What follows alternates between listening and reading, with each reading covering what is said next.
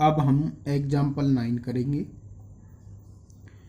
Prove that √3 is irrational. हमें यहाँ पर √3 को इर्रेशनल प्रूफ करना है। तो √3 को इर्रेशनल प्रूफ करने के लिए सबसे पहले हम लिखेंगे लेट, यानी प्रूफ है। सबसे पहले हम लिखेंगे let √3 is a rational number, यानी कि √3 को हम सबसे पहले रैशनल नंबर लिखेंगे। Let √3 is a rational number, सबसे पहली लाइन ये लिखेंगे। नेक्स्ट लाइन हम इस प्रकार से लिखेंगे, √3 इज की जगह इज इक्वल टू लगाएंगे और आर रैशनल नंबर की जगह हम लिखेंगे a/b। जो ये a/b है ये है यहाँ पर, देखिए लिखेंगे हम इस प्रकार से, where a and b are coprimes. अब कोप्राइम क्या होता है? कोप्राइम वो होता है जिन नंबर्स का, यानी कि जो a और b है, इन दोनों नंबर्स का जो HCF है वो 1 होगा। ये ध्यान रखना, जो ये a और b है, इन दोनों का जो HCF है वो 1 के इक्वल होना चाहिए। तब ये दोनों जो नंबर्स हैं a और b वो कोप्राइम कहलाएंगे। And b is not equal to 0, यानी कि b की जो वैल्यू है वो कभी भी इक्वल नहीं होनी चाहिए 0 के।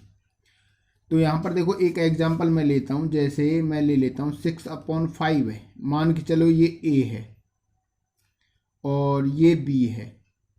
तो जो 6/5 है, इन दोनों का जब हम HCF निकालेंगे तो 1 आएगा। देखिए 2 से यहाँ पर 3, 6 हो गया, और ये 5 मैं करूँगा तो 5 बन जा 5। तो 6 इज इक्वल टू 2 × 3, और यहाँ से हम लिख सकते हैं मल्टीप्लाई 1, और यहाँ से 5 को जब लिखेंगे तो ये आएगा 5 × 1। तो यहाँ से ये पेयर मिल गया। तो यहाँ से जब हम HCF निकालेंगे तो HCF इज इक्वल टू आया 1।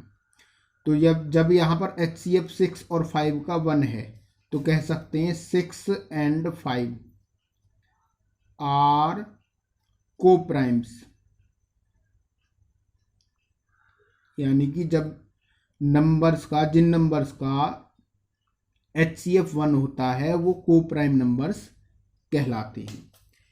अब इसके बाद हम लिखेंगे, इसके बाद देखिए, इसके बाद हम लिखेंगे इसको, इसके नीचे हम 1 लगा सकते हैं।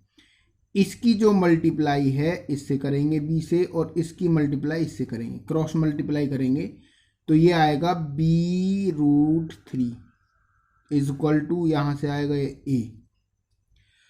अब लिखेंगे स्क्वेयरिंग बोथ साइड्स, यानी कि इसका स्क्वायर करेंगे b√3 का स्क्वायर इज इक्वल टू, यहाँ से होगा ये a²। अब जो ये स्क्वायर है b पर जाएगा तो ये हो जाएगा b², और जो स्क्वायर है √3 पर जाएगा तो ये इस प्रकार से हो जाएगा ऐसे, इज इक्वल टू a²। जो ये स्क्वायर से रूट कट जाएगा, और कटने के बाद यहाँ बनेगा 3b² is equal to a²। अब लिखेंगे b² इज इक्वल टू, जो ये 3 है इसके डिवाइड में चला जाएगा, a²/3, इस प्रकार से लिखेंगे। तो जो ये 3 है वो a² को यहाँ पर डिवाइड कर रहा है, तो यहाँ लिखेंगे 3 डिवाइड्स a²। अगर मैं a² को इस प्रकार से लिख दूं, a × a, ठीक है, इस प्रकार से हम लिख सकते हैं। जो ये 3 है कहीं ना कहीं a को भी डिवाइड करेगा, यानी कि अगर हम इसके नीचे 3 से लिख दें, यानी कि जे इसको भी अगर मैं ऐसे लिख दूं यहाँ पर a×a/3, अगर मैं इसको इस प्रकार से भी लिख दूं तो यहाँ से पता चल रहा है कि ये a² को तो डिवाइड करेगा ही, कहीं ना कहीं जो ये a है इसको भी ये 3 डिवाइड करेगा। तो अब लिखेंगे यहाँ पर 3 डिवाइड्स a। इसके बाद हम लिखेंगे लेट जो ये है इसको लिखेंगे a और डिवाइड्स की जगह लिखेंगे इज इक्वल टू और 3 और इसके साथ कोई मैं c लगा देता हूँ। जो ये c है, c क्या है देखिए, where c is some integer, यानी जो ये c है कोई इंटीजर की वैल्यू है यहाँ पर, ये ध्यान रखें।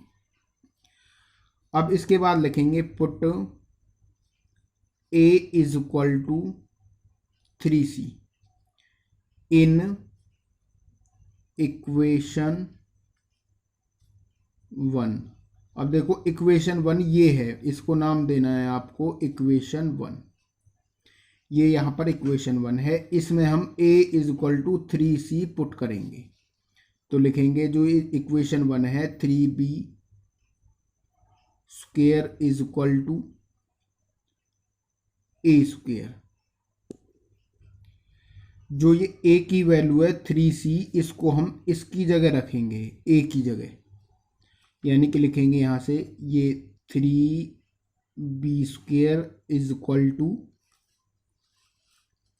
और a की जगह मैं रखूँगा 3c और ये स्क्वायर है यहाँ पर इस प्रकार से। तो यहाँ से मैंने ये वैल्यू रख दी है, अब a की वैल्यू 3c, तो ये हो जाएगा आगे 3b square is equal to, जो स्क्वायर है 3 पर जाएगा तो ये हो जाएगा 9 और c स्क्वायर इस प्रकार से।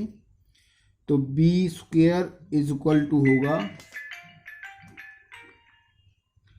तो b square is equal to होगा 9c स्क्वायर अपॉन में 3।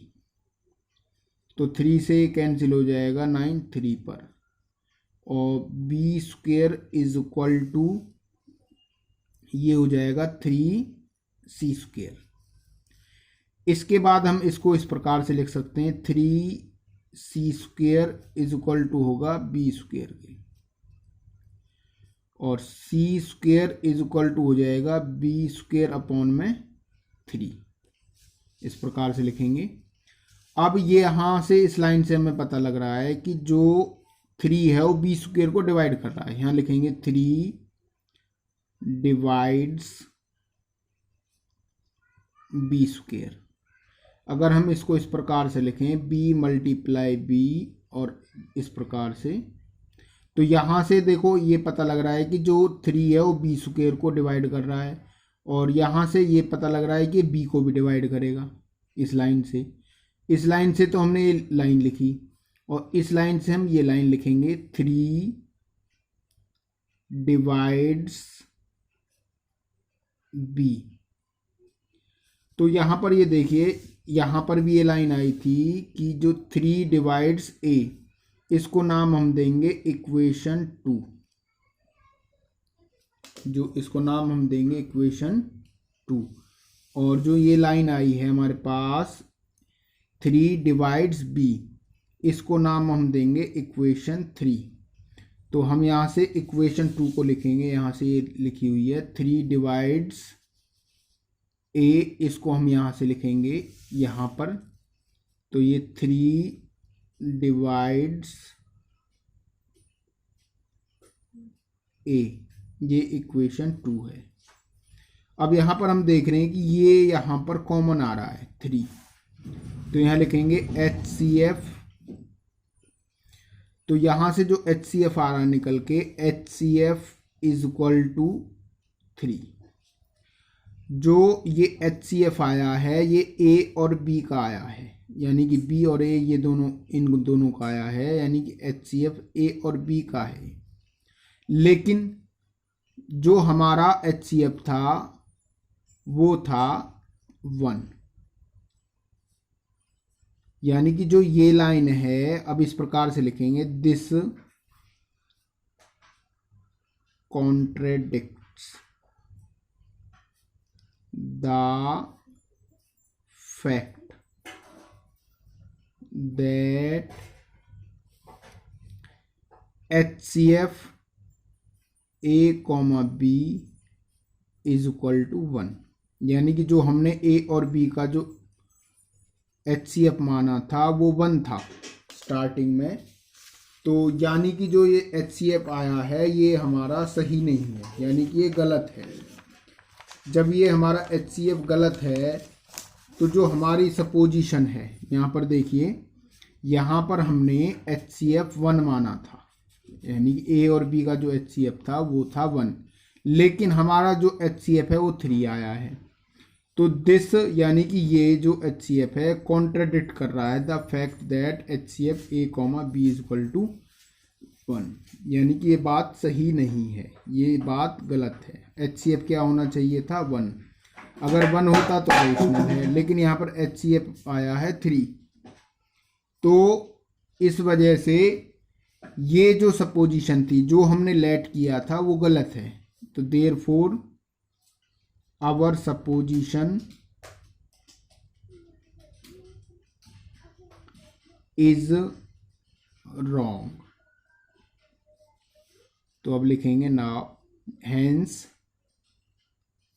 √3 इज इर्रेशनल।